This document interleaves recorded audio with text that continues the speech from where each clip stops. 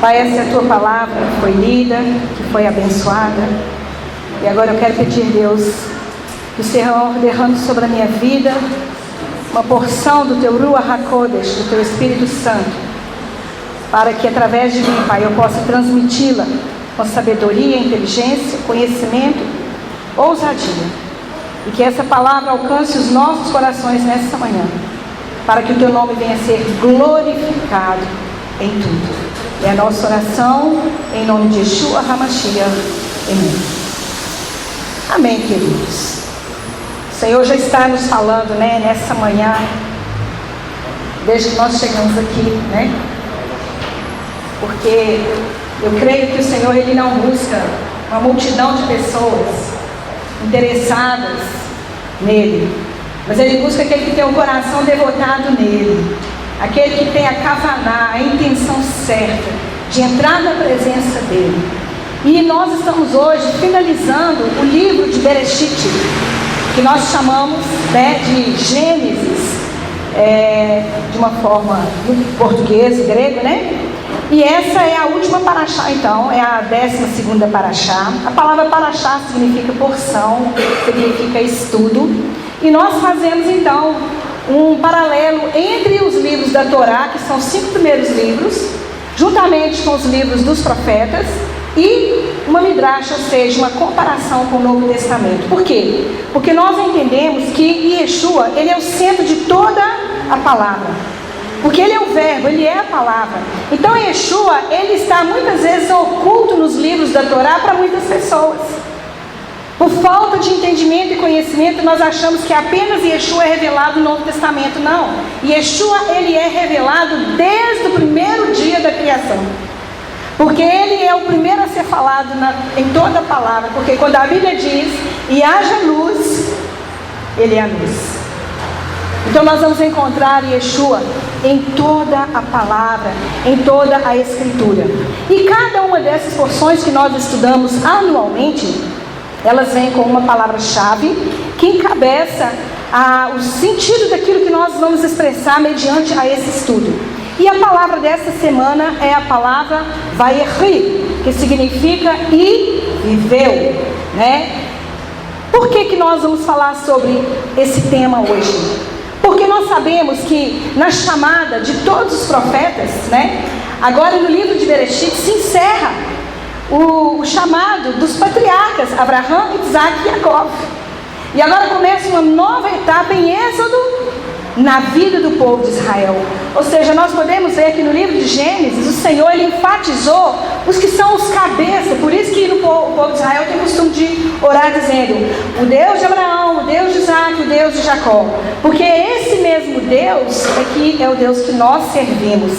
Então aqui nós aprendemos nessa manhã, finalizando o livro de Bereshit, nós vamos finalizar não fechando como chave, mas deixando uma aspas aberta para que tudo que nós viemos estudar daqui para frente está embasado no primeiro livro da Bíblia.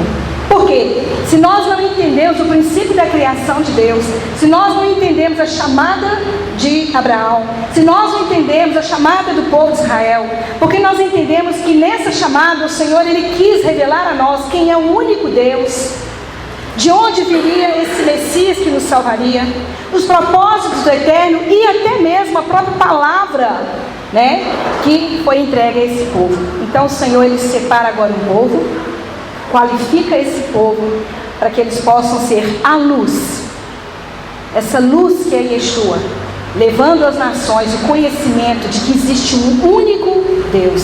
E é por isso que nós recitamos todas as vezes que nós oramos, Shema Israel Adonai Eloheinu. Ouve, ó Israel, nosso Deus é um. Então nessa manhã nós vamos atentar hoje para o finalmente da história de Abraão. Porque Abraão se encerra com seu neto Yosef, que é José, e a partir dali começa agora um prolongamento daquilo que o Senhor fará no meio de todas as nações a partir da chamada de Israel. Então nós vamos fazer uma leitura desse primeiro versículo. E Jacó viveu na terra do Egito 17 anos, de sorte que os dias de Jacó, os anos da sua vida, foram 147 anos. Olha que interessante aqui. O tempo que Jacó cuidou do seu filho José, durante a sua infância e juventude, foram quanto tempo que José ficou com Jacó? 17 anos, não foi isso? Aos 17 anos ele foi levado para o Egito. Nós sabemos que no judaísmo existe, alguns princípios que nós chamamos de gematria. Se nós fizermos a soma do número 17, nós vamos encontrar o número 8, 1 mais 7, 8. E nós sabemos que o número 8 é algo completo, algo que começa agora uma nova história, uma nova etapa, O número 8 ele fala de novidade de vida. Então o que nós podemos ver aqui? Que José, ele permaneceu com o pai dele até os 17 anos. Ou seja, ele era ainda um rapaz. Ele era muito jovem quando ele foi levado para o Egito.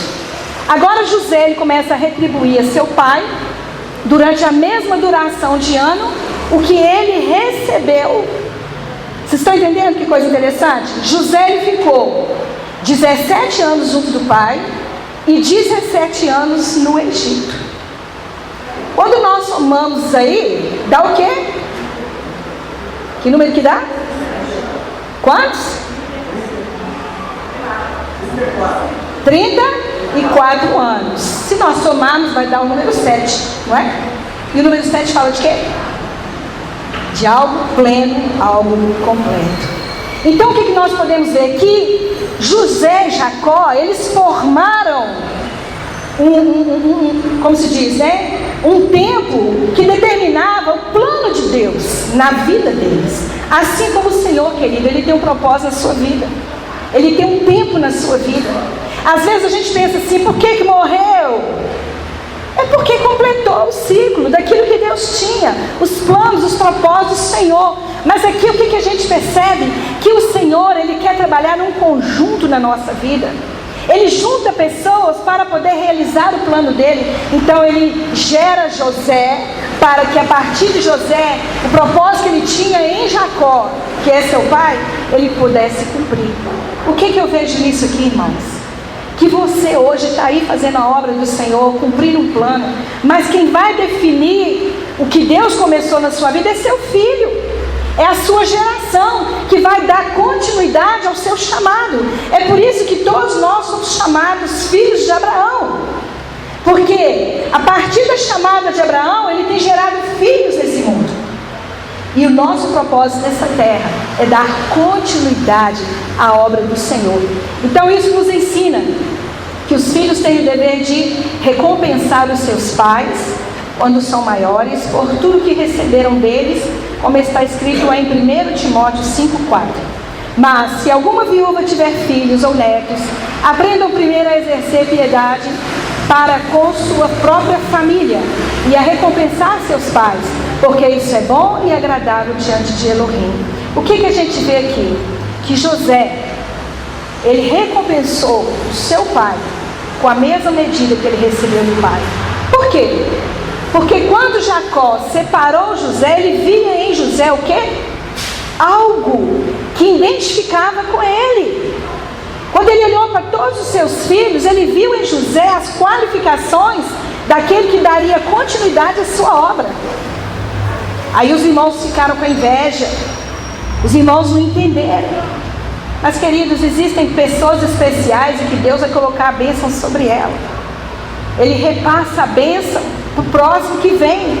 E agora José reconheceu isso, que seu pai o separou, o qualificou para uma obra. E ele não viu que as coisas que aconteceram com ele no decorrer desses 17 anos como uma coisa ruim. Ele viu que em todo momento que ele passou no Egito, todo o sofrimento que ele teve, valeu a pena. Por quê?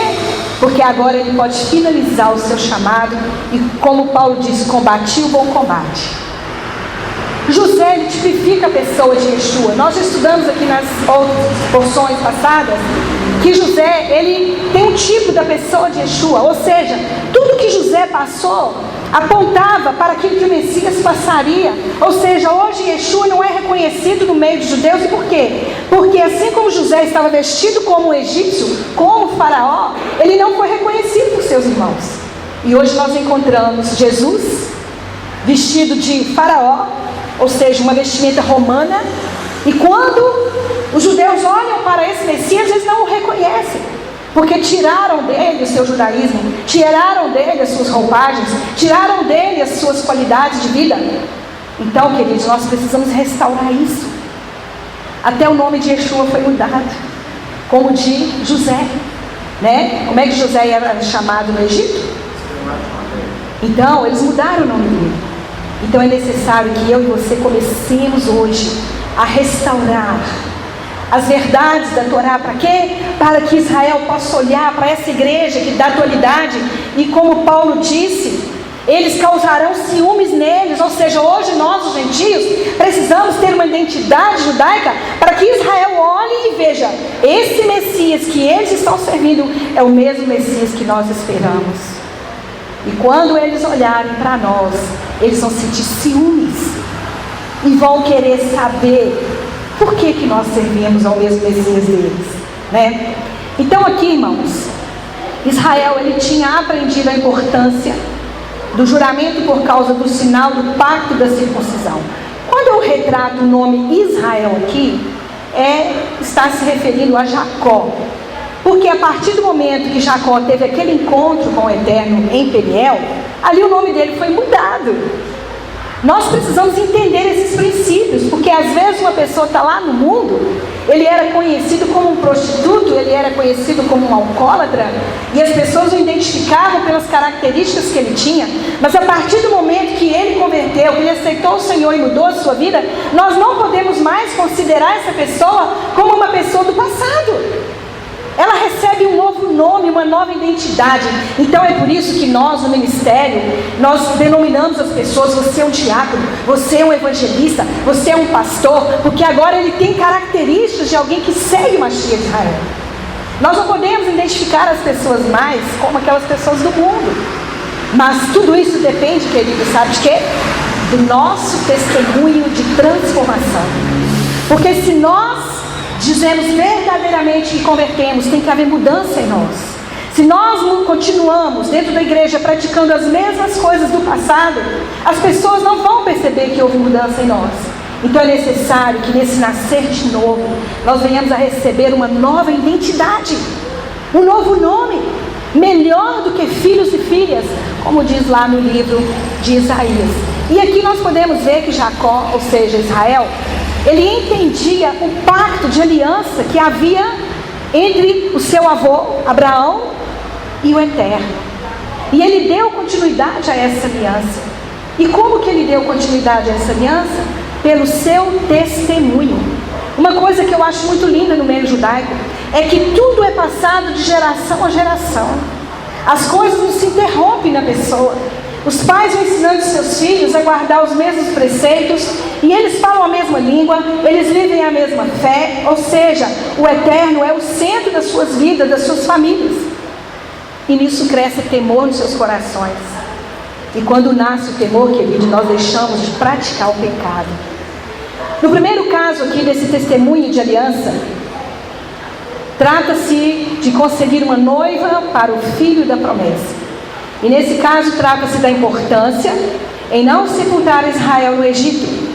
Essas duas coisas têm aí uma importância vital para o cumprimento do plano de salvação. Olha que coisa mais interessante aqui. Jacó, queridos, ele também tipifica, né? Algumas coisas na vida de Jacó aponta para a pessoa do Messias. Jacó disse: eu não quero ser enterrado no Egito. Não é isso? Por que vocês acham que Yeshua precisou ressuscitar? Porque ele não podia ficar enterrado no Egito, querido. Ele não podia permanecer dentro de um sepulcro morto. Ele tinha que voltar para de onde ele veio. Porque o papel de Yeshua é de remir o povo. Mas o papel de Yeshua é estar sentado ao lado de seu Pai. Voltar para seu lugar. O devido lugar aonde Deus deu a ele honra, glória e majestade. Aonde ele está sentado como juiz dessa terra. Aqueles que são de Deus, querido, ele pode ser levado para onde for, mas no final da sua vida Deus disse: volta para mim. É por isso que quando as pessoas morrem, a Bíblia diz: o Espírito volta para Deus. Retorno para o Senhor. Então, por que razão era tão importante que Israel não fosse enterrado no Egito, mas sim na terra da promessa? Eu vou citar aqui algumas razões, queridos. Primeiro, mostrar que a terra do povo de Israel não é o Egito. Você não pode ser sepultado nessa terra, meu irmão.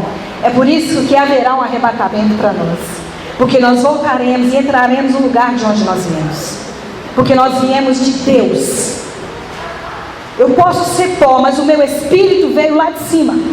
Porque é Ele que dá vida. Então, eu tenho certeza absoluta que nós entraremos nas mansões celestiais, porque é uma promessa do Senhor para nós, que nós iremos entrar ali. Porque é de lá que nós viemos. Você não veio assim da terra de qualquer jeito, você veio de Deus. E é para Ele que você volta. Segundo, evitar que os filhos de Israel voltassem ao Egito. Ou seja, já pensou se Jacó, que é um dos patriarcas, fosse enterrado no Egito? O que ia acontecer? O povo de Israel ia sempre querer ir lá no sepulcro dele. Porque o judeu tem esse costume, queridos, de colocar uma pedra todos os anos no sepulcro dos seus patriarcas como um memorial, como uma lembrança de que aquela pessoa ali, ela foi importante na sua história. Então o que nós podemos ver? Se Jacó ficasse enterrado no Egito, o que ia acontecer? O povo judeu de Israel ia estar sempre voltando ao Egito para lembrar dos seus patriarcas, né? Terceiro, evitar que os egípcios idolatrassem o patriarca. Ou seja, infelizmente, o que existe no meio dos gentios é uma coisa que o Eterno abomina, que se chama idolatria. Porque para o gentio tudo passa a ser Deus. As pessoas têm mania de idolatrar as coisas, as pessoas. E quando eles veem algo assim tão, chamativo, eles começam a idolatrar aquilo. Então o Senhor nunca permitiu que homem algum fosse idolatrado. E quarto, estar na terra de Israel quando chegar a ressurreição com a vinda do Messias. Então o que nós podemos ver aqui? Que nós estaremos reunidos, queridos. O Senhor nos reunirá para encontrarmos com o nosso Messias. No versículo 30.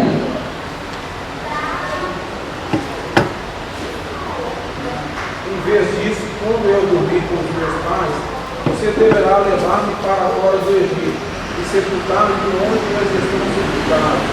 Ele respondeu: farei como você disse. Então o que nós vemos aqui? Que esse costume de enterrar as pessoas da família numa mesma catatumba, isso já é um princípio que vem do judaísmo, de ter um jazigo para a família. Por quê que o Eterno não queria que Jacó fosse enterrado em qualquer lugar? Tinha que ser no jazigo onde estavam os seus patriarcas. Porque, queridos, até mesmo morto, Deus não quer que o povo de Israel misture a raça. Até morto, o povo de Israel tem que permanecer em família. Vocês estão entendendo? Porque, queridos, nós não podemos contaminar. Deus não aceita misturas. Ele não pode pegar uma pessoa que viveu uma vida separada para Deus e enterrar ele junto com um idólatra, com uma pessoa que viveu longe dos princípios do Eterno. Por que a gente entende isso? Porque quando Eliseu estava sepultado, o que aconteceu? Caiu uma pessoa lá onde ele sabe o que aconteceu com a pessoa? Ressuscitou. Então, queridos, um homem de Deus, até morto, ele produz vida. É por isso que Yeshua crucificado, ele pôde nos dar vida. Até mesmo ele sendo morto, açoitado, pela morte dele, nós temos vida. É por isso que a palavra de Deus diz que é mesmo que a semente morra, e é necessário que a semente morra para que uma árvore possa dar fruto. Aquela semente precisa morrer. Então esse é um propósito eterno. E disse ele: jura-me. E ele jurou-lhe. E Israel inclinou-se sobre a cabeceira da cama. Jacó pediu que se fizesse um juramento para facilitar o pedido de José a Faraó, que se fizesse o seu enterro na terra de Canaã. Assim Faraó veria que a iniciativa não partiu de José, mas sim do próprio Jacó. E isso teria maior impacto, especialmente ao ser feito por intermédio de um juramento. O que a gente vê aqui? Jacó disse para José: eu não quero ser enterrado nessa terra. Então José comunicou a Faraó que era um pedido de seu pai. E um pedido de seu pai era uma ordem. Queridos, ninguém pode ultrapassar uma ordem de Deus. Quando Deus fala, o nosso papel é submeter. Nós não podemos mudar aquilo que o Eterno tem como propósito. Por isso que é muito sério nós não levarmos a sério a obra que Deus tem na nossa vida, aquilo que Deus vem nos falando. Mas lá em Hebreus capítulo 11, 21 está escrito assim: pela fé Jacó, próximo da morte, abençoou cada um dos filhos de José e adorou encostado à ponta do seu bordão. O que nós entendemos aqui? Segundo aparece na carta dos Hebreus, Jacó primeiro abençoou os filhos de José e logo se inclinou em reverência sobre o extremo do bordão. Dá a entender isso, não é isso? No entanto, a Torá não menciona nada de que Jacó tenha adorado depois de abençoar os filhos de José.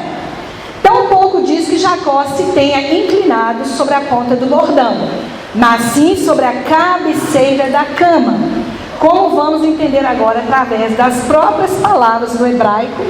Nós vamos entender com essa explicação simples. Eu notei aqui o seguinte, que a palavra hebraica, que se escreve com 3 letras, o mem, que é um M, um tete, que é um T, e um rei, tem 2 significados: cama e vara. Originalmente não havia sinais vocálicos no texto hebraico, ou seja, no hebraico não há vogais. Então, às vezes, muitas pessoas confundem quando vai ler o hebraico, porque como no hebraico não existe vogal, só consoante, se você colocar um E ou um I ou um O no lugar, você vai mudar toda a palavra. É por isso que Yeshua disse o quê? Que não se deve tirar nenhum Yud e nenhum traço da Torá. Ou seja, uns dizem não se deve tirar nenhum tio e nenhuma vírgula, porque tudo isso muda a palavra. Então, por isso nós precisamos de buscar no original da palavra o verdadeiro significado. Mas o que aconteceu com o Novo Testamento? O Novo Testamento, ele foi traduzido e escrito por alguns escrivãos. Infelizmente, eles colocaram alguns acréscimos baseados nos seus próprios entendimentos. Entenderam? Porque, por exemplo, tio e vírgula, o que você entende? Que são os acentos, né? Já, se você pegar a palavra Yud e um traço da lei, você vai entender, não tirar nenhuma das letras do hebraico, porque você pode mudar toda a palavra. Então a Torá ela foi entregue nos sinais sem as vogais. Os sinais vocálicos foram acrescentados pelos escribas por altura do século IX da Era Comum. Não obstante, havia uma tradição de pronunciação muito precisa e clara, de forma que se sabia como pronunciar as vogais de cada palavra sem que estivessem escritas. Mas esse fato abre portas para poder interpretar e entender uma palavra hebraica com várias pronúncias diferentes. Então vamos lá. A palavra mitá significa cama. Quando você falar eu vou deitar na minha cama, você vai falar eu vou deitar na minha mitá. Viu? E a palavra mate, que são as mesmas consoantes, apenas acrescentando vogais, significa vara. Escreve-se da mesma forma no texto original, com as 3 consoantes que correspondem um M, um D e um H. Sendo que as vogais acrescentadas em mate são O, são A e E no caso de mitá, e o I e o A. No terceiro nível de interpretação, o que é interpretação? Quando nós estudamos a palavra de Deus, nós usamos os níveis de interpretação, que nós chamamos de pardes. Pardes é uma palavra que é um acrônimo ou acróstico, né? No qual a gente entende que é Pshat, Remes, Drash e Sod. Mas usando aqui um pardes juntamente com Drash, né? Nós aplicamos aqui a possibilidade de vários significados de uma só palavra pronunciada com diferentes vogais para ampliar o sentido daquilo que está falando. Então, muitas vezes, numa interpretação bíblica, você vai encontrar outras vogais em outras palavras, que você vai ver que a palavra tem o mesmo sentido para aquela outra palavra. Então, o que nós podemos ver aqui? Que, segundo Clemente de Alexandria, Eusébio e Jerônimo, a carta dos Hebreus foi escrita no hebraico e logo traduzida para o grego. Então é possível que o texto original da carta aos Hebreus tenha escrito cama em vez de bastão, de acordo com o texto masorético, de Gênesis. Entenderam? Então ele se inclinou pelo bastão, ele encostou-se na cama, porque foi o momento que ele dormiu, faleceu. Vamos lá, 48, versículo 1. Pouco tempo depois, alguém contou a Yosef que seu pai estava doente. Ele levou consigo seus 2 filhos, Manassés e Efraim. Manassés e Efraim.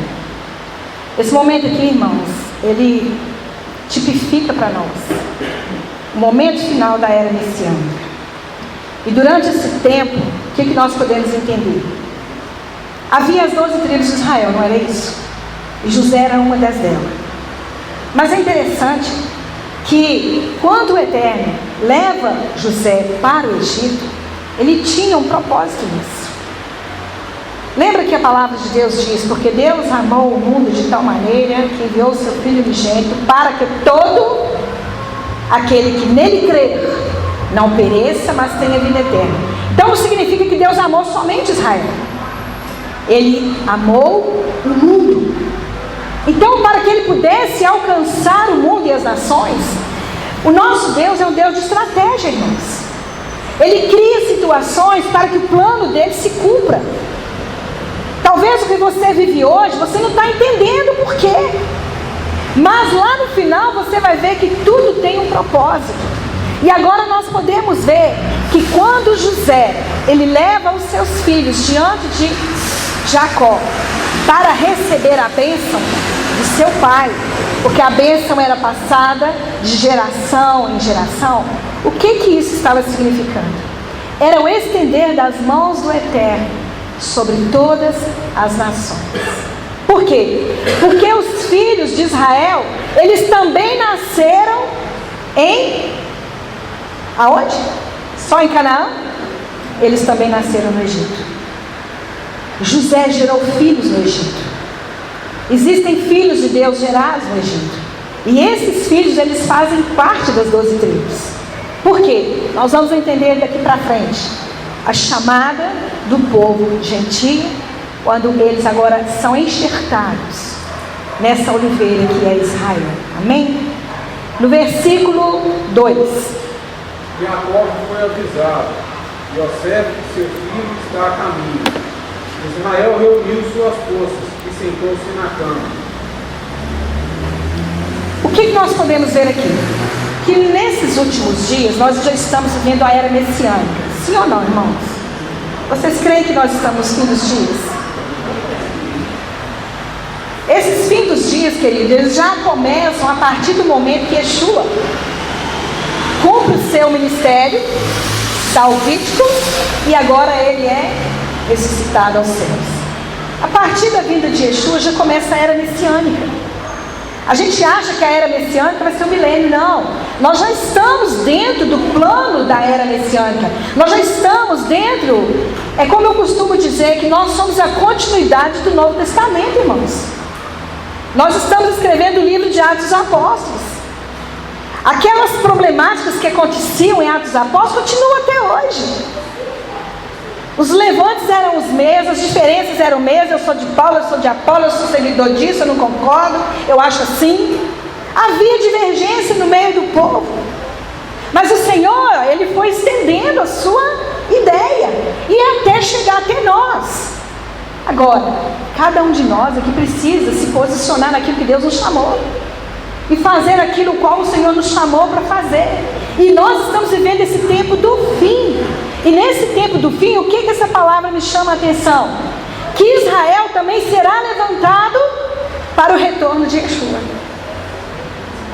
Irmãos, Israel já está sendo sacudido como a eira. Vocês não têm noção do que está acontecendo lá dentro de Israel.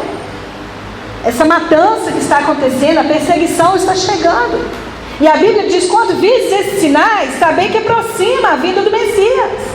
O Senhor está preparando o seu povo, Ele está juntando. É por isso que nós, como povo do Eterno, como igreja, como lá, nós precisamos agora, querido, de deixar o que eu penso, o que eu acho, e voltar para a palavra e fazer o que nós precisamos fazer.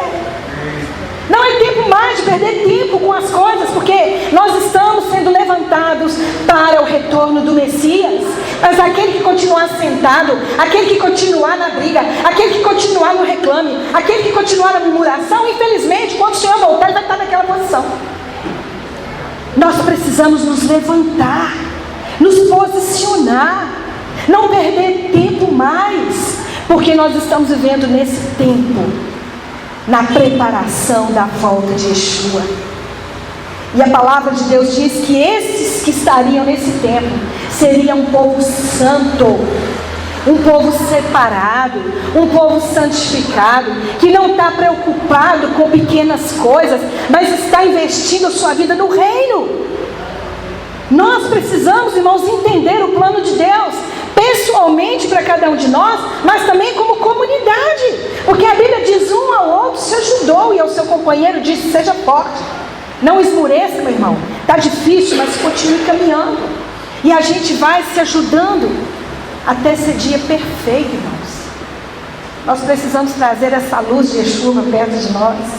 A minha oração nesses dias tem sido: Senhor, traga Yeshua de volta. Nós precisamos do nosso Salvador, porque só Ele dará jeito em todas as coisas, porque Ele é o único que pode discernir os corações, queridos. Quem sou eu para julgar qualquer pessoa, porque eu não conheço o coração de ninguém? Mas o Senhor, quando Ele vê, Ele sabe quem é quem. E Ele diz que Ele vai separar. Ele está separando o seu povo, e que nessa manhã, queridos, venhamos nos unir. Vamos nos unir, uma só mente, uma só fé, um só batismo. Porque assim como Israel será levantado, você, como parte de Israel, enxertado nessa oliveira, querido, você não pode ficar de fora. Você já pensou se uma árvore, ela cresce e cada galho fala assim: ah, não, eu quero dar fruto de manga. O outro galho fala assim: não, eu quero fruticar laranja. Tá certo isso, irmãos? Nós não somos uma única árvore. Por que os ramos serão cortados? Porque não produzem o mesmo fruto. Ele vai vir podar a árvore. E o ramo que não estiver frutificando, ele vai ser cortado. E no nosso lugar será colocado outro, irmãos. A gente não pode pensar que a gente é a gente, não. Quando Deus tem que fazer algo no nosso meio, na nossa vida, Ele levanta sempre alguém. É nós que temos que entender e pensar assim: poxa, eu estou aqui, deixa eu fazer o que Deus chamou para fazer. Deixa eu dar fruto onde eu estou. E é isso que o Senhor está nos chamando, querido, para nós possamos juntar essa árvore, produzir os mesmos frutos com o mesmo sabor. Ele não quer fruto podre, Ele não quer fruto que está cheio de bicho, Ele não quer fruto que caia fora do tempo. Mas quando Ele vier, Ele vai colher os frutos da sua igreja, do seu povo. E Ele vai poder saborear de cada um de nós o mesmo sabor. O mesmo sabor.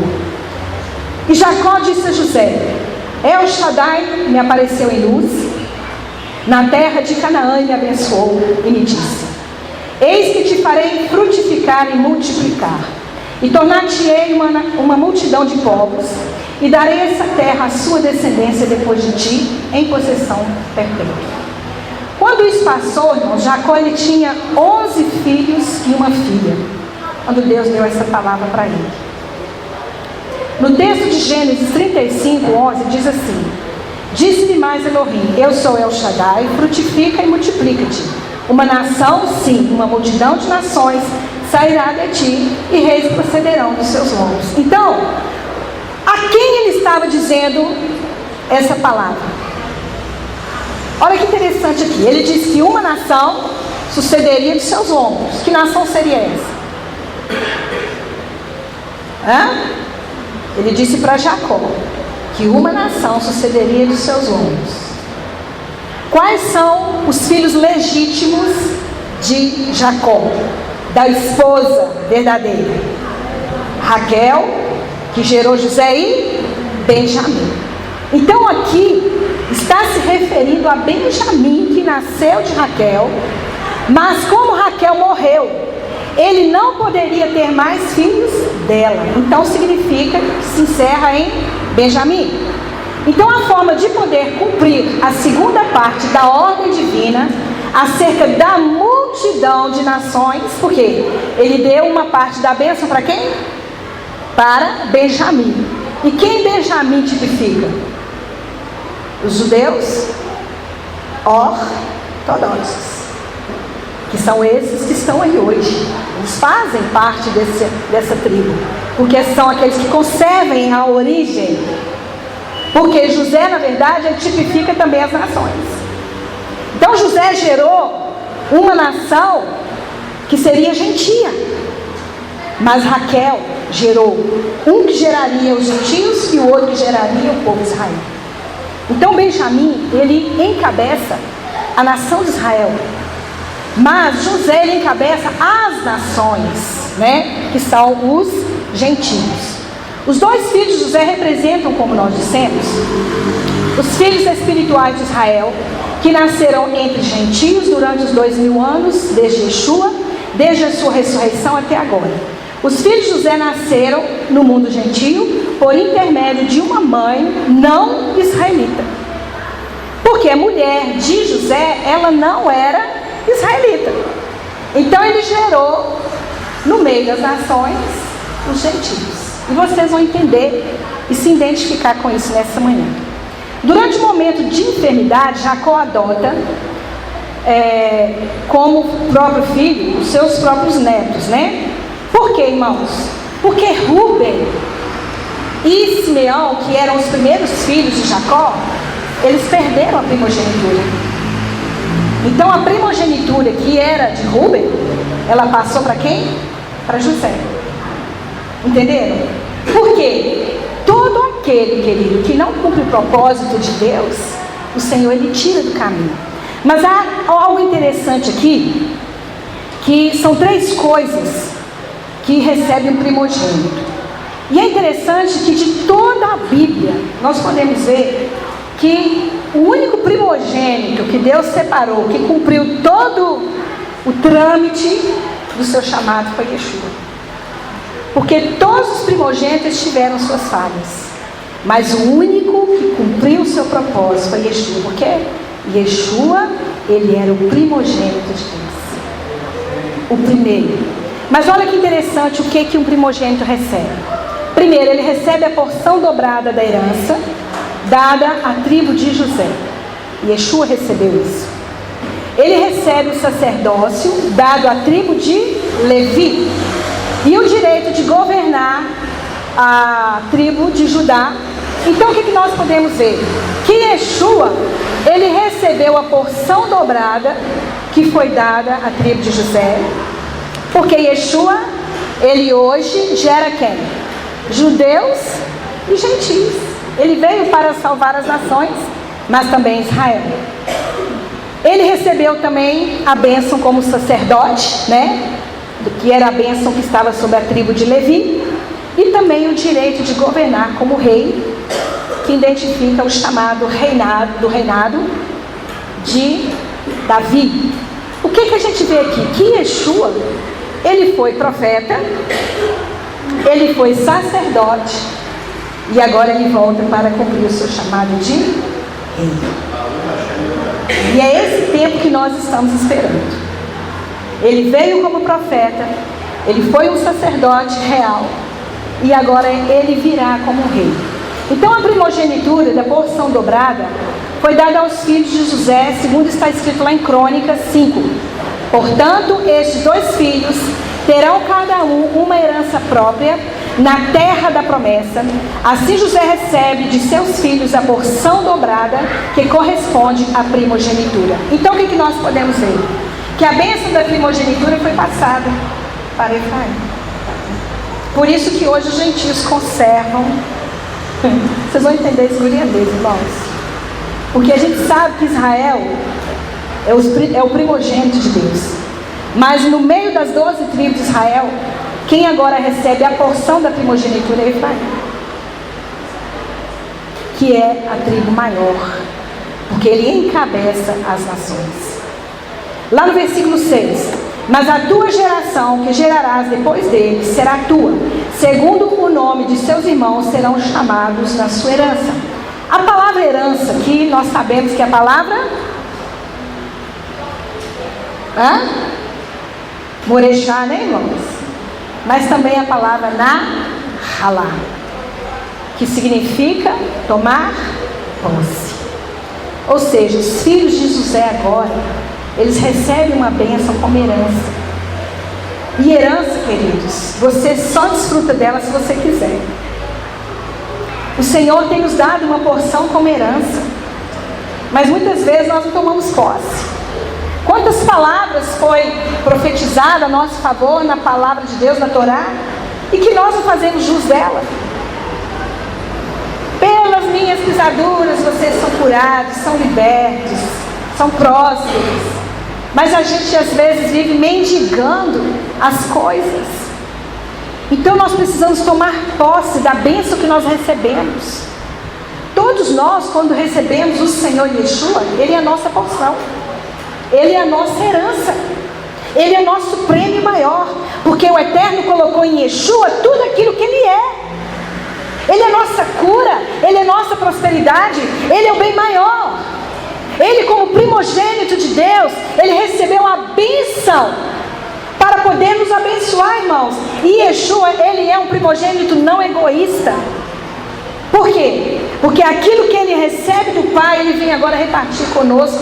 Por isso que a Bíblia diz que nós agora temos herança com Ele, e somos herdeiros e co-herdeiros, como filhos adotivos, porque os filhos de José, eles foram adotados por Jacó para tomar o lugar de José. Então, irmãos, eu e você, como gentios, o Senhor veio e nos abençoou e nos deu poder e autoridade, e nós precisamos tomar posse de que agora nós estamos enxertados nessa oliveira, que nós fazemos parte de um povo que Deus separou nessa terra como exclusividade dele, porque Ele disse: vós sois o meu povo que eu separei. Então, se nós somos povo de Deus, nós não temos mais direitos sobre a nossa própria vida, porque nós fomos comprados pelo sangue do Cordeiro. Então, queridos, você não tem direito mais de fazer o que você quer. Nós não temos mais que decidir por nós mesmos. Mas muitas pessoas não tomam posse daquilo que Deus deu a ela. A minha porção é o Senhor. Eu sou dele, Ele é meu. E os direitos que Ele tem, Ele repassou para a minha vida. Por isso que Ele deu uma ordem: ide por todo mundo, como eu fui. Pregue o Evangelho, expulse os demônios.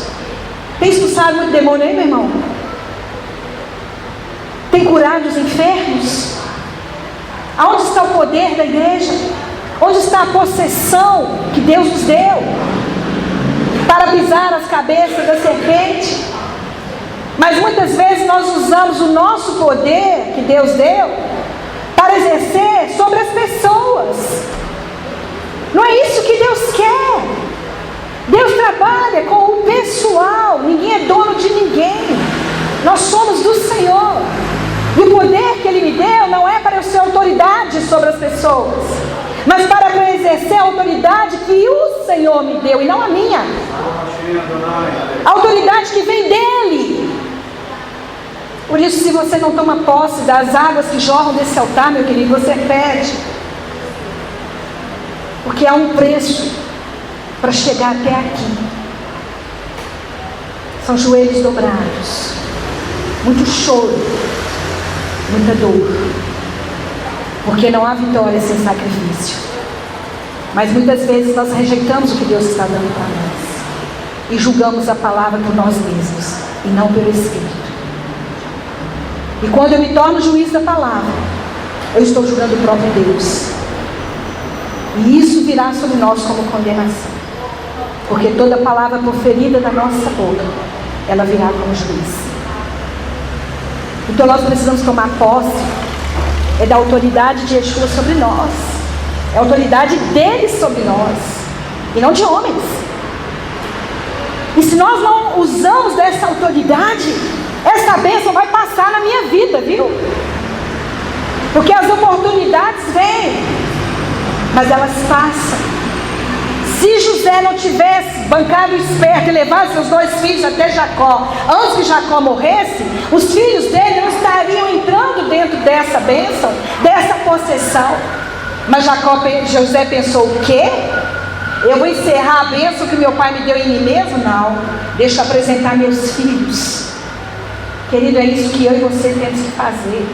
Apresente-se a si mesmo, mas apresente seus filhos, apresente seu marido, apresente sua esposa. Leve-os diante do Senhor e diga: Senhor, eu não quero a bênção só para mim, mas eu quero que a bênção que o Senhor me deu, ela seja repassada para a minha geração, e que eles possam dar continuidade à obra que o Senhor começou fazendo em mim. E pode ter certeza que será maior, porque aquilo que Manassés e Efraim receberam, querido, hoje é resultado e resposta de você estar sentado aí. Porque a palavra veio para as nações. Porque um homem se dispôs a dar a sua vida. E ele não precisava dar a vida dele, porque ele tinha tudo. A palavra de Deus diz que ele deixou toda a sua glória por nossa causa. E às vezes a gente não deixa coisas tão pequenas por causa das coisas do Senhor. Nós temos que nos dar mais, porque nós estamos vivendo um tempo profético. Nós estamos entrando numa era, querido, onde as profecias estão se cumprindo. Abra os olhos para enxergar isso. As coisas espirituais se discernem espiritualmente. Mas se você e eu andarmos na carne, nós só vamos ver o pecado dos outros, nós só vamos ter juízo, nós não vamos condenar, nós não vamos fazer nada.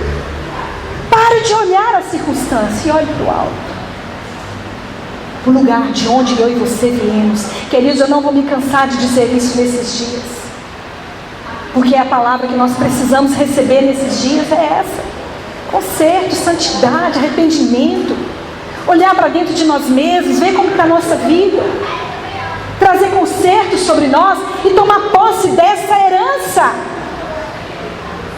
Porque aquilo que eu recebo não é só para mim, é para ser repassada para a próxima geração. Mas se nem eu mesmo tomo posse do que Deus me dá, eu vou dar o que para os meus filhos? O que eu vou dar para as pessoas lá fora? Que nessa manhã, meu querido, receba a bênção de Efraim na sua vida. Seja um multiplicador de vidas, porque a bênção que ele recebeu foi essa: frutifique.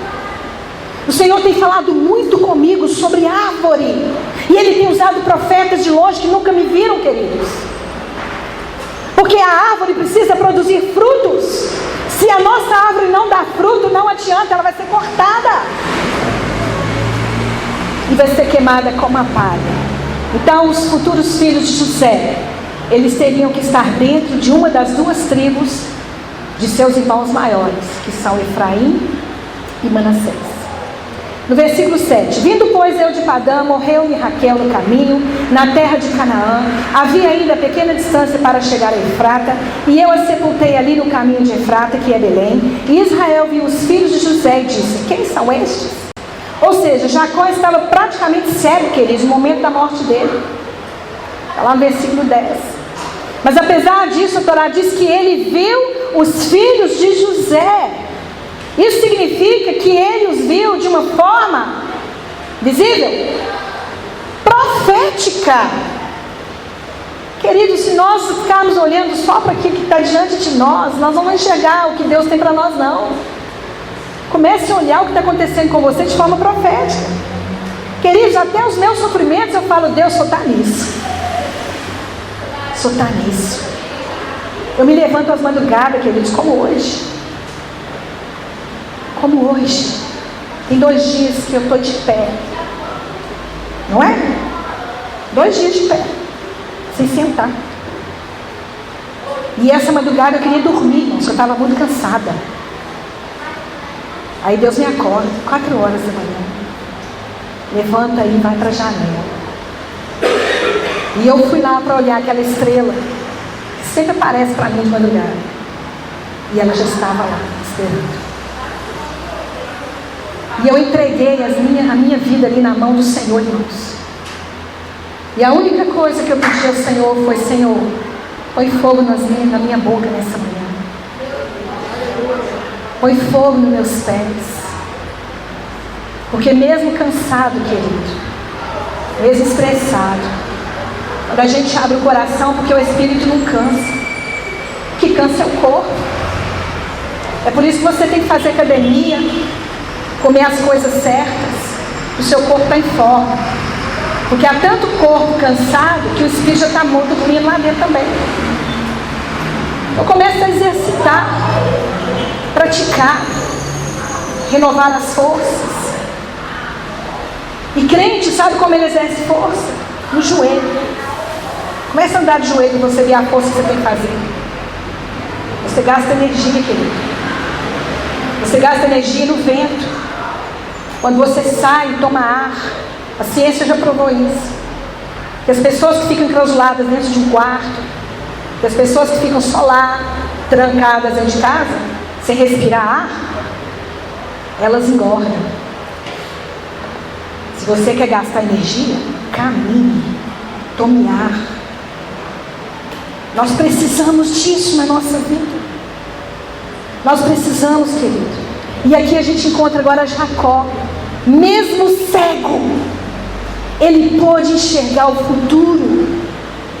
É como a palavra de Deus diz, que mesmo na velhice nós podemos dar fruto. Não tem idade quando Deus quer usar, queridos. Abraão, ele era um homem velho. Sara era uma mulher já de idade. E Deus fez florescer o ventre daquela mulher que tinha um útero já enrugado. Porque mesmo que a gente esteja estéril, aonde a fonte da água da vida chega, ela recria vida. E eu vejo que nesses dias, nós como povo de Deus, precisamos com urgência ser banhados na água desse Espírito, beber dessa fonte, para começar a enxergar o mundo profético que nós estamos vivendo, e deixar de viver aquilo que eu acho, e começar a pensar como o Eterno pensa. Porque aqui Jacó nos ensina isso, que um homem de Deus, até mesmo cego, ele pode ver o mundo espiritual. Sabe por que nós fechamos os olhos para orar, meu irmão? Porque se você orar de olho aberto, você vai ficar olhando para as pessoas, vai rir, você vai ver fazendo alguma coisa, você se distrai. Mas quem fecha os olhos olha para dentro de si mesmo. E é tempo de nós começarmos a olhar para dentro e parar de olhar para fora. Porque é assim que eu encontro a minha sujeira. É tempo de olhar onde está sujo dentro de mim e parar de tirar a sujeira dos outros. Eu lembro de uma história que a mulher ficava lá da casa dela olhando para as fraldas da vizinha e falava com o marido: nossa, que fralda encardida. Todo dia estava lá a vizinha estendendo roupa. Nossa, que a mulher não sabe lavar roupa, está tudo encardido. Um dia o marido dela chamou ela e disse: filha, vem cá, você já reparou que a janela nossa está muito suja? E quando você olha por ela, você está vendo as roupas encardidas lá fora? Não são as roupas da sua vizinha que estão sujas, é a janela da nossa casa. E muitas vezes são os nossos olhos que estão embaçados, irmãos. E aí a gente começa a olhar as coisas e ver o que não está acontecendo. Vocês estão entendendo? Tire as escamas. Por que Israel não reconheceu Yeshua ainda? Porque estão com escamas. Mas a palavra de Deus diz em Apocalipse que as escamas deles vão cair. E no momento que aquelas escamas caírem, eles olharão para aqueles que nos passaram, chorarão amargamente e se arrependerão. É disso que eu e você precisamos hoje, querido. Tirar as nossas escamas, nos arrepender e nos voltarmos para o Eterno. Ver o mundo profético que Deus tem para nós. Existe um midrash que diz que Jacó quis abençoar os dois, mas não lhe foi possível, porque o Espírito de Santidade se apartou dele, ao ter uma visão profética, de que 2 reis malignos descenderiam deles, um rei pagão chamado Jehu, que seria descendente de Manassés, e o rei maligno Ahabe, que seria de Efraim. Mas a pergunta que Jacó faz no versículo 7, qual foi? Quem são estes? Ele enxergou os 2 filhos? de José? Eu nem sabia quem era quem, ele já não estava enxergando. E ele perguntou: quem são estes? Ele teve dúvida. Poderia ter colocado alguém lá perto dele para ser abençoado, não é? Queridos, mas acontece um milagre naquele exato momento. Porque quando Jacó vai abençoar Manassés, o que o Eterno faz com a mão de Jacó? Bota na cabeça de Efraim. Sabe por quê? Porque Jacó estava olhando com os olhos de Deus. Queridos, até mesmo cego Deus usa você. Até mesmo não vendo direito, Deus está te usando. Se você tiver os olhos proféticos da fé, o que nós podemos ver aqui? Que Ele levanta os olhos ao redor. Olha o que está escrito aqui: todos estes que se ajuntam vêm a ti. Vivo eu, diz Adonai, que de todos estes te vestirás como de um ornamento e te cingirás dele como noiva, porque nos teus desertos e nos teus lugares solitários, na sua terra destruída, agora te verás apertada de moradores, e os que te devoraram se afastarão para longe de ti. E até mesmo os filhos da tua orfandade dirão aos teus ouvidos: muito estreito é para mim este lugar, aparta-te de mim, para que possa habitar nele. E dirás no teu coração: quem me gerou estes? Pois eu estava desfilhada e solitária, entrara em cativeiro e me retirara. Quem, pois, me criou estes? Eis que eu fui deixada sozinha. E estes de onde estavam? Está lá em Isaías 49, que é uma palavra profética, irmãos. Então o que nós podemos ver aqui? Que essa bênção, né, de Jacó para seus filhos, ela tem um estado profético para os dias que nós estamos vivendo hoje, para os dias que estão acontecendo hoje. E eu quero te perguntar nessa manhã: você está participando desse cenário? Será que nós estamos todos dentro desse cenário? Assim diz Elohim: eis que levantarei a minha mão para os gentios, e ante os povos arvorarei a minha bandeira. Então trarão teus filhos nos braços, e as tuas filhas serão levadas sobre os ombros. O que nós podemos ver aqui?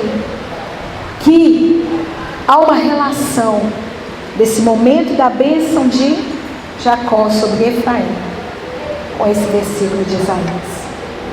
Um tempo profético. E a gente tem que interpretar isso, querido, dentro daquilo que o Senhor quer nos mostrar.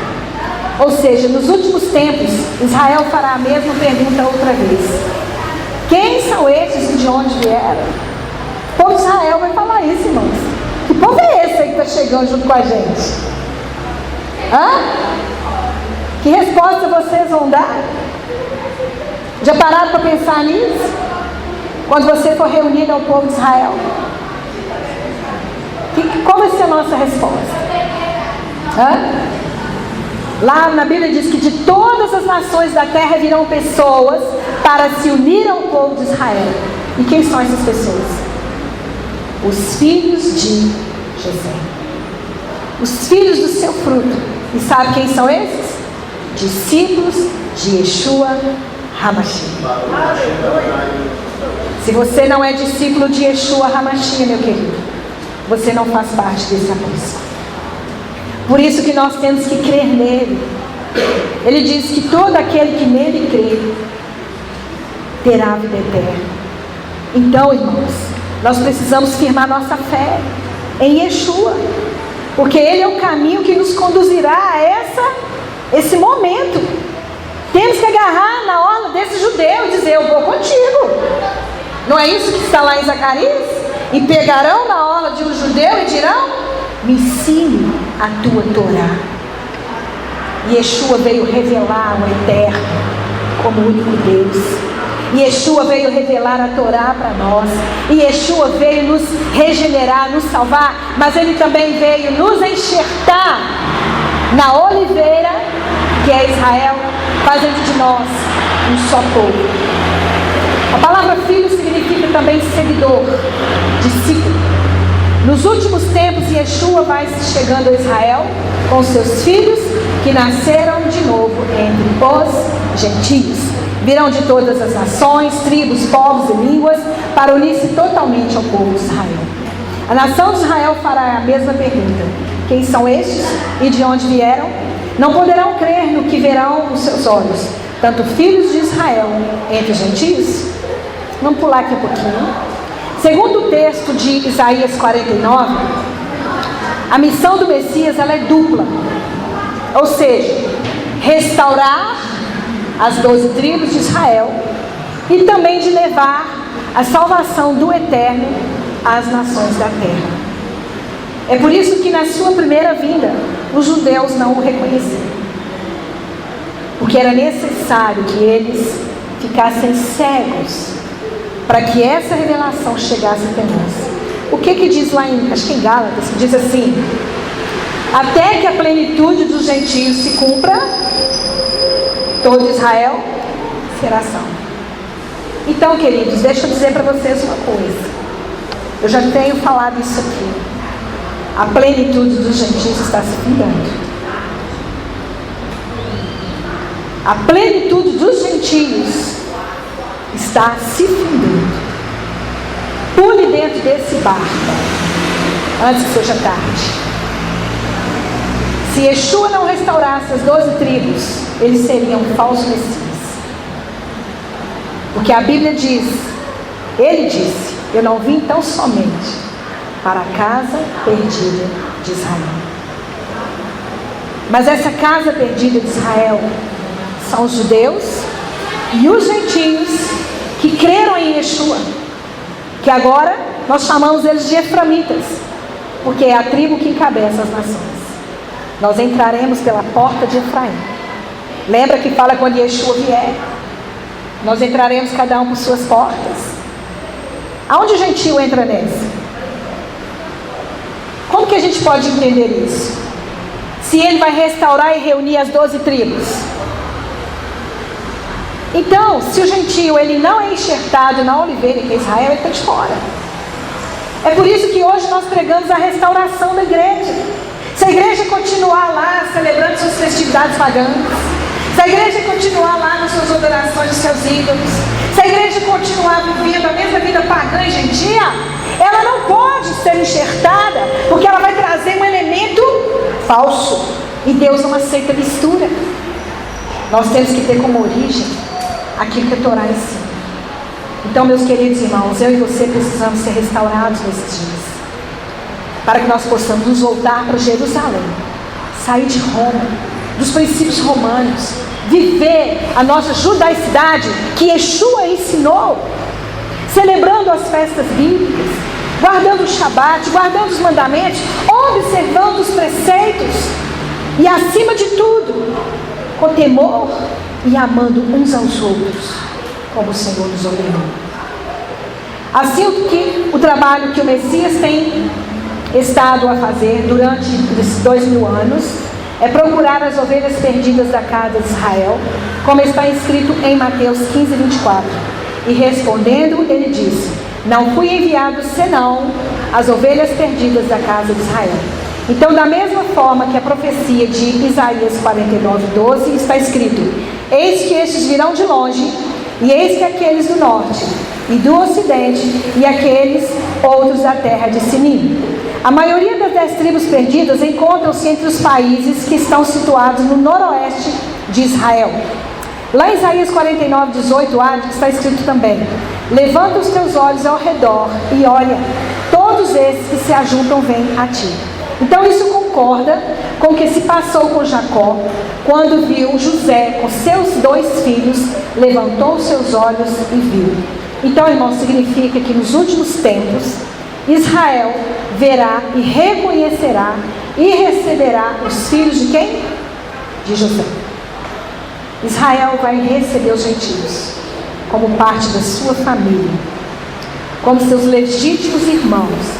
Israel estava cego e não via esses filhos durante muito tempo, mas com a segunda vinda do Messias, se lhes abrirão os olhos para ver os filhos nascidos pelo Messias entre os gentios. Lá em Apocalipse diz assim: depois dessas coisas olhei e vi aqui uma multidão, a qual ninguém podia contar, de todas as nações, tribos e povos, e línguas que estavam diante do trono, e perante o Cordeiro, trajando vestes brancas e com palmas nas suas mãos. Então significa, queridos, que todos aqueles que foram lavados e alvejados pelo sangue do Cordeiro, eles vão estar no meio do povo de Israel. Então nesse texto aqui nós encontramos 4 coisas que concordam com o texto que nós estamos estudando de Gênesis. Primeiro, olhei e vi. Quem que ele viu? Israel. Das nações, quem são esses?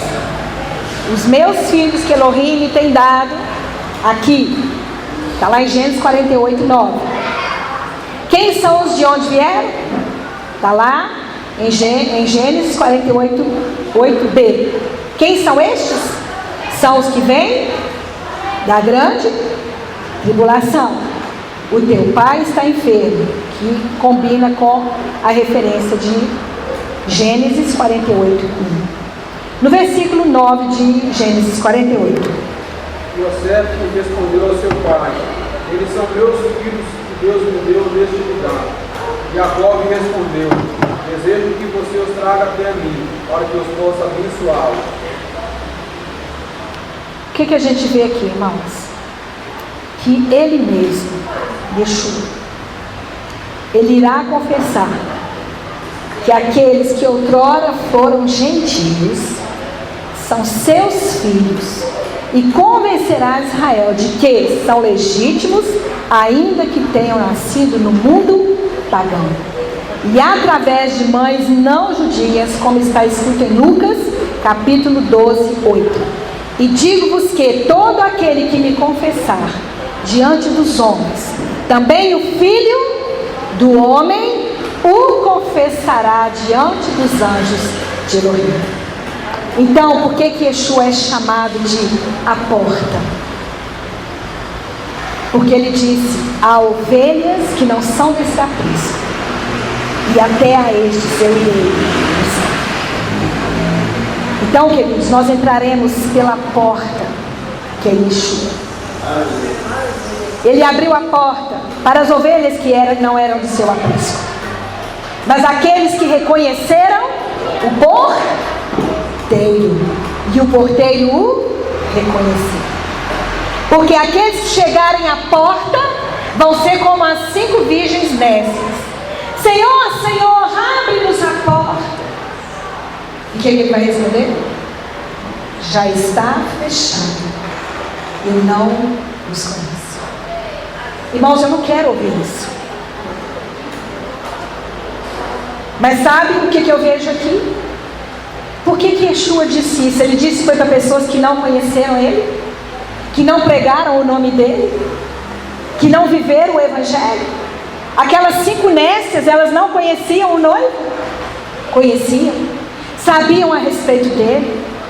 Mas o que faltou a essas 5 noivas? Noivas não, né? Virgens. O que faltou a elas? O que elas precisavam? Das lamparinas acesas. Chegou o momento do noivo, queridos, a lamparina, o óleo delas já tinha acabado. Irmãos, infelizmente, nos últimos dias, muitos olhos aí, as candeias vão estar vazias. E é o que está acontecendo nesses dias. Tenha reserva na sua casa, meu querido, porque o tempo dos fins será difícil. Não é tempo mais de dormir, não é tempo mais de ficar acomodado, não é tempo mais de ficar vivendo o Evangelho como se fosse brincadeira. Nós não estamos brincando, nós estamos dentro de um projeto que o Senhor colocou diante de nós, mas nós temos que fazer uso daquilo que Ele tem instruído. Mas se eu não tenho a minha candeia acesa e não tenho o óleo reservado para o tempo da dificuldade, meu querido, vai chegar uma hora que o seu azeite vai acabar. E sabe como o azeite tem acabado, querido? Por causa das nossas murmurações, por causa da falta da oração, por causa que as pessoas não jejuam mais. As pessoas hoje não participam das reuniões. não fazem caso dos trabalhos da casa do Senhor. Queridos, se nós não estivermos perto de uma candeia acesa, pode chegar uma hora que a sua apaga, mas se você estiver perto de alguém aceso, aquele outro te acende. Por isso nós temos que estar unidos, uma só mente, uma só fé, um só batismo. Mas se eu me excluo, se eu me afasto, eu vou a cada dia mais apagando. E quando eu menos perceber, eu já não faço parte mais. Eu já estou distante nos meus sentimentos, no meu amor, na minha afeição. Porque a distância, querido, ela apaga os pensamentos, os sentimentos. Por que quando as pessoas morrem, a gente vai esquecendo delas? O sentimento vai esfriando. Às vezes fica aquela saudade longe. Minha mãe morreu, já tem acho que 9 anos. Então eu nem lembro como que ela era, irmãos. E eu nem lembro que eu tive mãe. Sério. Eu não consigo ficar ali, minha mãe morreu. Eu não tenho esse sentimento. Sabe por que eu não tenho esse sentimento, queridos? Por causa da distância. Quanto mais nós estamos unidos e juntos, querido, mais o amor acende. Uma brasa fora do braseiro, ela apaga. Nós precisamos ser como um fogão de lenha, que a lenha está ali, no meio coloca uma que sustenta, não é assim, queridos? É o fogo do Ruach HaKodesh. Mas se você tirar a sua brasa dali de dentro, ela vai se apagar. E nesses dias não é tempo de separar, é tempo de unir, é tempo de se juntar, é juntar os gravetos que estão por aí, trazer e colocar na mesma fogueira. Buscar os perdidos da casa de Israel e acendê-los com o Ruach HaKodesh. Oh, meu querido irmão, por favor, em nome de Yeshua, se acenda, meu querido. Se acenda. Comece a olhar para cima, para o alto. Olha para aquele que é o consumador da sua fé. Não olhe para o homem, não olhe para a Emily, não olhe para o Júlio, não olhe para ninguém. Olhe para o Senhor. Apenas sirva na fé, obedeça os mandamentos, cumpra as suas obrigações como membro de uma congregação. Seja fiel ao Senhor, seja fiel à sua congregação. E fazendo isso, você será abençoado em todo o tempo.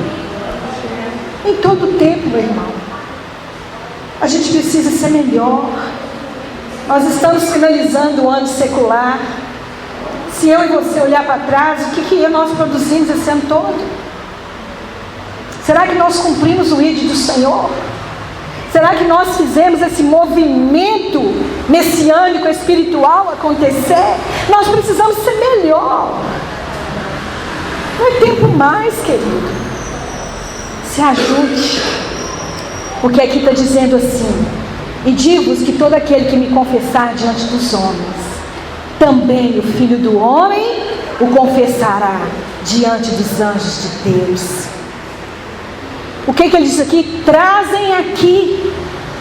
Essa palavra, querido, está dizendo que nos últimos tempos, Yeshua, cada vez mais, ele vai se aproximar de Israel.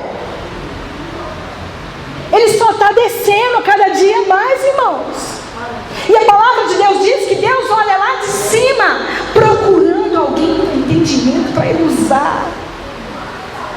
Queridos, conhecer Torá não significa entender, não. A gente entende, é com intimidade, é com vida, é com humildade. Esse é o verdadeiro conhecimento de Deus. Deus nos quer andando mais assim, curvados, como servos, e não como senhores. Pare de dar ordem às pessoas e dizer para elas o que elas têm que fazer.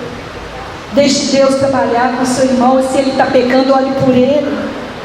Não julgue, não condene, porque a palavra de Deus diz que com a mesma medida que eu julgar, eu serei juiz e julgado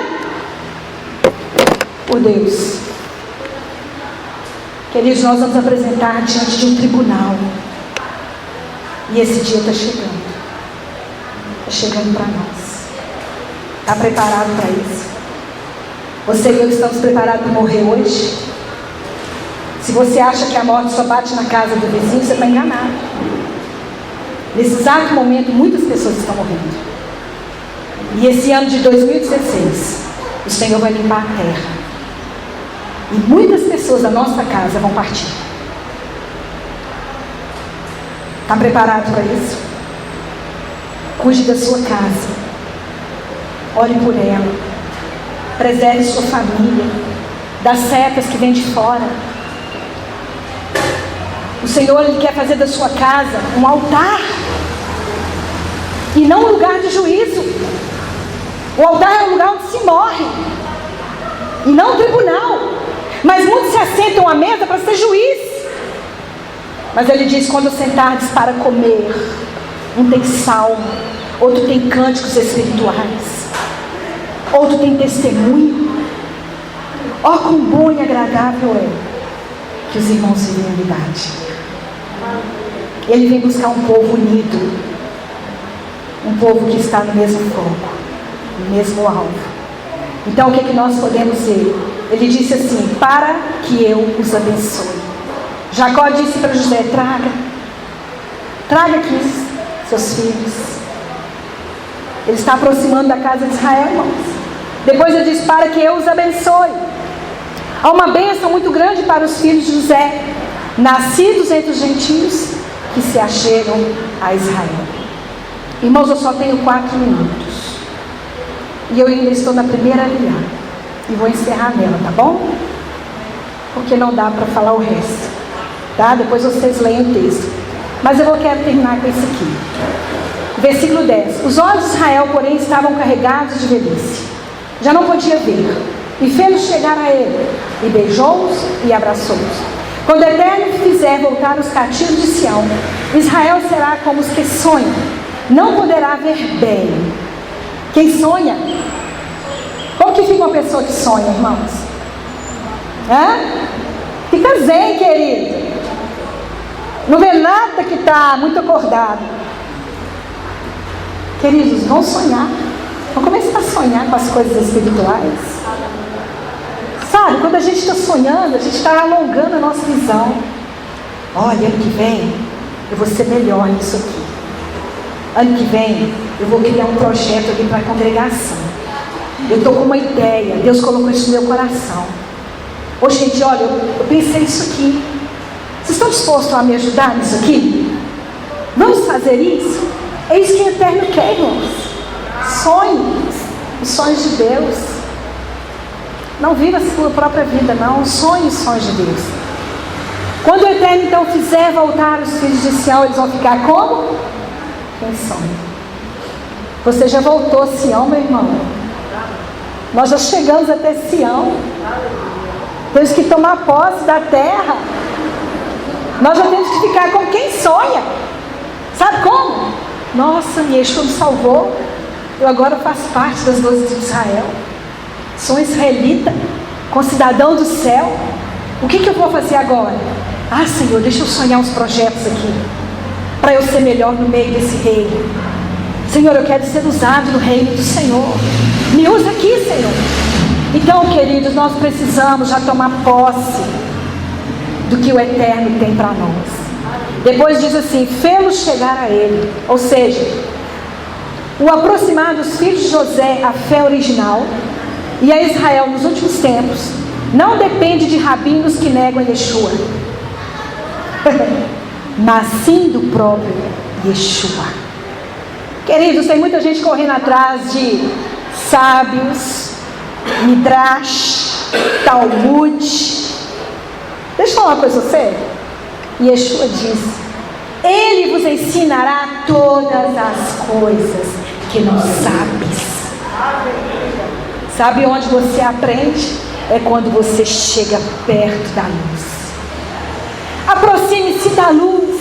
E nesses últimos dias o Senhor vai levantar profetas sábios na casa dele. Se você estiver aceso, próximo da luz, meu querido, a Bíblia diz que ninguém ensinará o seu irmão, porque todos falarão uma só língua, uma só voz. Nós não precisamos dar lição para ninguém, nós não precisamos pregar para ninguém, porque o próprio Yeshua, Ele é a luz. Ele se aproximará e Ele vai dizer: eu sou Yeshua, assim como Ele fez com Paulo, porque a palavra de Deus diz que nos últimos dias as pedras clamarão, porque Ele mesmo suscitará os filhos de Abraão. Queridos, Deus não precisa de nós, Deus não precisa de você, porque o Filho dele é suficiente e capaz para fazer todas as coisas até o fim. Eu sou pastor, eu sou memissária. Querido, Deus nos dá um título, sabe para quê? Para provar o nosso coração, para ver se eu sou capaz de fazer o que eu tanto queria, se eu vou até o fim com o que Ele me deu. Porque muitos apostatarão da fé, porque estão dando ouvidos aos comichões que vêm de fora, estão fugindo da verdade. Nós não precisamos de ensinamentos de homens, nós precisamos do ensinamento do Senhor, é na oração, é no jejum. Ali o Senhor está te revelando o que Ele quer com você, porque Ele salvou você, Ele trata de você, e não precisa. A instrução já está aqui, irmãos, ó. Eu aprendo muito com os judeus, com os ensinamentos ortodoxos, mas eles não são meus mestres. Meu mestre é Yeshua. Assim como na igreja cristã muitos seguem Calvino, John Wesley, Ellen White, dentro do judaísmo está a mesma coisa, seguindo rabinos. O meu rabino é Yeshua, o meu mestre, o meu Senhor, é Ele que dá as ordens e eu tenho que obedecer e pronto. O que não tiver escrito eu não invento. Eu não tenho que criar uma palavra em cima da palavra. Eu tenho que viver apenas o que a palavra me testifica. E se Ele testifica em você algo, guarde para você, porque isso é para você e não para o outro. Mas aquilo que Ele tiver que ensinar para mim, é para mim. Ele trata com o indivíduo, mas quando Ele tiver que tratar coletivamente, queridos, a palavra profética virá, e só recebe quem quiser. Deus não pode ser impedido de falar, meu irmão. E eu não prego aqui para as pessoas, não. Eu prego o que o Espírito diz. Eu prego aquilo que o Senhor quer trazer para nós. Nós precisamos ser melhor. Abra os seus ouvidos. Não coloque tampões. Abra o ouvido do coração. Quebrante-se. O que falta hoje é quebrantamento. Nós precisamos nos quebrantar na presença do Senhor. Porque Yeshua vai ser chegar a nós. E há muitas pessoas que estão negando Yeshua e o propósito dele na sua vida, porque ficam envolvidos com tradições judaicas. E aí perde o brilho do Ruach HaKodesh. Irmãos, eu estou falando isso aqui, não é mentira. Não confundem o que Yeshua explicou, porque foi Ele que veio trazer a verdade. Aqui está dizendo que Jacó aproximou dos filhos de Israel, e eles têm esquecido a Torá. Quantos estão esquecendo a Torá? Por ser homens. Eu sou discípulo de fulano, eu gosto de ouvir ciclano. Qualquer um que subir nesse altar, querido, se for direcionado pelo Ruach HaKodesh, por mais simples que seja a palavra, quando o coração recebe, queridos, não precisa de muita coisa. Certa feita eu participava de uma reunião, e muitas pessoas lá orando aquelas orações eloquentes. De repente chegou um senhor, e virado para a parede ele só dizia: ó Deus, olha para nós precisamos do Senhor. Ó Deus, olha para nós. E falava isso, irmãos. E na medida que aquele homem ia falando aquilo, ó Deus, olha para nós, meu coração foi se enchendo com 3 palavras. Não precisa de muita coisa para estar diante do Senhor, meu querido. O Evangelho é simples, ele é vida. É no levantar da sua cama você vive o seu Evangelho. Quando você é grato a Deus, diz: Senhor, muito obrigado, porque o dia amanheceu. O que nós vamos fazer juntos hoje, Senhor? Para onde o Senhor quer que eu vou? Aonde o Senhor quer me conduzir? E o dia vai passando e você, dona de casa, vai lá lavar suas roupas e vai ungindo aquelas roupas. Quando você vai fazer sua comida, você transforma aquela cozinha no altar, ao lavar das mãos, ao se purificar. No momento que você pega aquela fruta, quando você pega aquela carne, você diz: Senhor, alguém morreu e deu a vida para me alimentar, então eu ofereço essa carne a Ti. Quando eu vou tomar meu banho, eu estou passando pelo Miquiveia e eu falo: Senhor, que essas águas desse chuveiro sejam como a presença do Senhor sobre a minha vida. Querido, isso é culto, isso é estilo de vida, isso é viver o Evangelho. E quando as pessoas se aproximam de nós, elas vão sentir o fluir da presença de Deus, elas serão curadas, porque de nós sairá virtudes. Ame muito conhecer das palavras, porque elas podem se tornar vazias em juízo. Mas é no nosso testemunho diário, no nosso dia a dia, que o Senhor vem. E quando Ele olha para o simples, iletrado, mas com o coração cheio da vontade de receber, Ele não procura uma mesa de banquetes, porque o verdadeiro banquete que Ele quer receber é o nosso coração humilde, quebrantado na presença dEle, cheio da glória dEle, desejoso por Ele. Por isso que Maria, ela é o exemplo e o modelo de alguém que ama o Senhor, porque ela abriu mão das coisas e ela trocou as coisas. E Yeshua estava ali de passagem, meu querido, e Marta estava mais preocupada em dar a Yeshua o que ele não queria, que era comida física, casa arrumada. Ele queria a limpeza do coração quebrantado. E Maria entendeu isso, porque aquela que mais recebeu é aquela que dá. Aquele que reconhece maior o seu pecado é aquele que reconhece o perdão. E Maria se jogou aos pés do Senhor e ficava ali bebendo. Shabat, queridos, é estar como Maria, porque no Shabat Ele passa.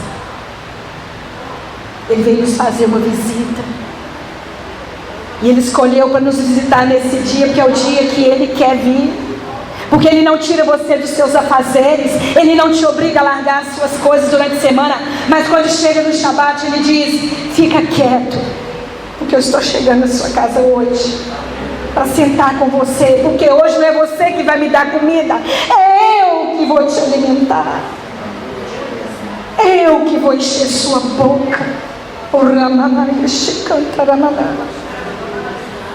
É eu que te alimento, é eu que te sustento no decorrer da semana, é eu que te livro do acidente, é eu que te livro da morte, da enfermidade, é eu que cuido dos seus filhos, sou eu.